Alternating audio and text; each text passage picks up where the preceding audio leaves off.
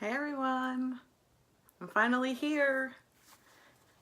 I'm really excited. You would think that in all my time in radio and in front of people that I wouldn't be nervous, but I'm a little nervous because something was laid on my heart to do and I'm just doing it. I'm taking that step. So I wanted to create a space for us to empower and to be empowered. So I have two promises that I have for you in this space. One is that that this is a place to love and to offer love. I will always create that space in anything that I do, particularly on this page and with my posts and as we move forward. The second piece of it is that this is a journey. I'm excited to share this journey with you, and I want to offer you to share that excitement and to join me in a unified front as women, as we empower each other and as we empower young girls. This has been a long time coming for me. It's been a lot of years that I was called to do this work, that has been heavy on my heart, that I make a difference, and I think I have made a difference in a lot of ways, but this past week I had two experiences that really were like that gentle nudge, like, hey Mary, this is it, this is what you need to do, and I want to share those with you. The first was an event that I attended at work. So I work in Durham, North Carolina, and I went to an event at Neal Middle School. It's one of my middle schools, where 3 teachers put together this event for all the 7th and 8th grade girls at the school. It was called The Becoming of a Woman. I was wowed. Like, it's very, very few times that I'm ever at a loss for words, but I was at a loss for words. I just looked around at this room full of young girls and of women that were there just to be empowered. They had set tables with linens that were beautiful. They had full plate settings with gold trim. They had crowns on the table. They had stickers with empowering messages. And I was just moved. What they did was put together a panel of women, and these dynamic women brought stories that were just incredible. They talked about their experiences as entrepreneurs, as women in corporate America, their struggles in single parenting, and they just were real with these young girls. And as I sat with my table of young ladies, I just kind of watched them soak it all in. And at the end we had like a little time just for like a table talk, and with the girls, I just kind of listened to their talk amongst each other, but then I also asked them, like, you know, who touched you? Whose experience that was unique or that you could relate to, or who were you just excited to hear from? And I was just floored because one girl said, well, I want to talk to the entrepreneur. Like, I want to talk to her about how she got her business. And another girl just looked at me and she said, I need to talk to the woman who was molested.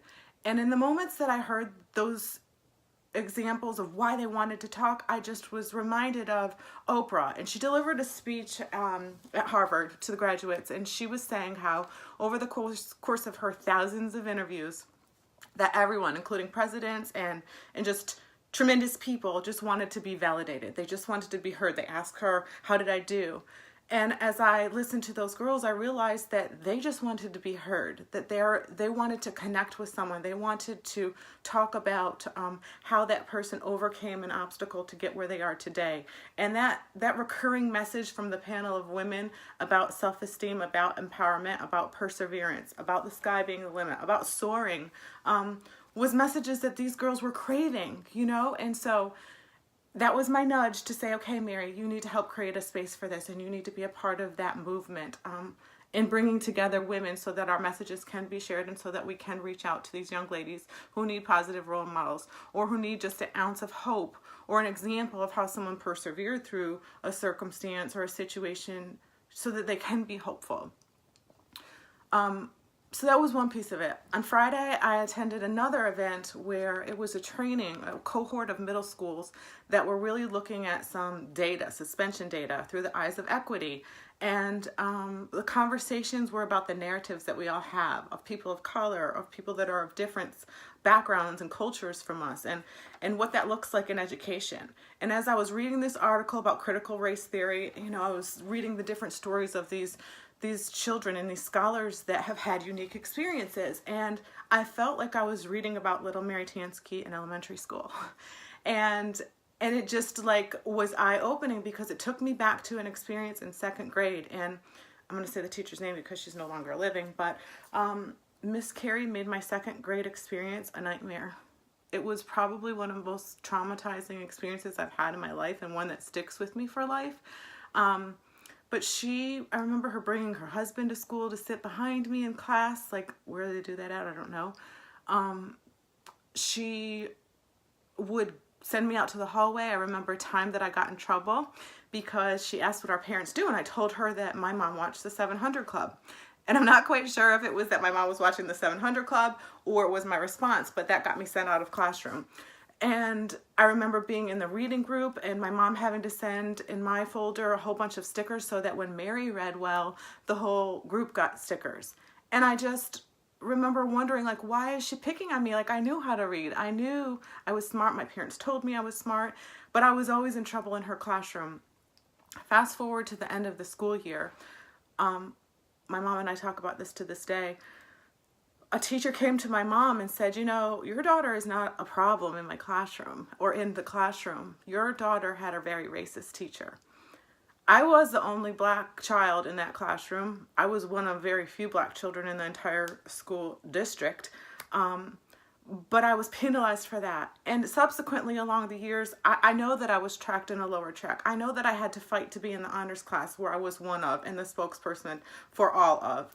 And it was uncomfortable. And I remember wishing so badly that I had somebody that could identify with me or validate me, just to say, you are okay. It's okay to be you, to be your genuine self.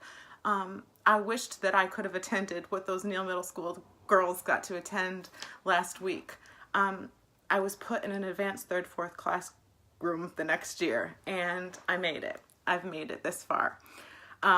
Nevertheless, those two experiences really just drew me to this place today, that I wanted to create a space where I can offer love, where I can be love, and where we can grow together to empower each other and empower women. So here we are. I hope that you'll follow me some more. I see you, Victoria. Hi, you're one of the most amazing women that I work with, and positive energy. And again, like, I just want us to come here. When you need some positive energy, Kimi, your positive energy too, whomever is watching, when you need that positive energy, I want you to be able to come to this place for that. And I want you to add that content and speak up and be a voice and be heard. So I want you to follow me also on Instagram. I'm under empowering_MJ.